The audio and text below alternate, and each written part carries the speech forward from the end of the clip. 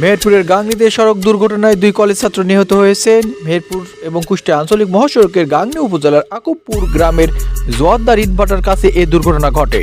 নিহতরা হলেন গাংনী উপজেলার পীরতলা গ্রামে সৌদি প্রবাসী আলেক হোসেনের ছেলে শ্যাম হোসেন, যার বয়স 18, এবং একই গ্রামের আরেক সৌদি প্রবাসী সৌরভ হোসেন ওরফে সেন্টুর ছেলে আব্দুল্লাহ বাকি, যারও বয়স 18 বছর।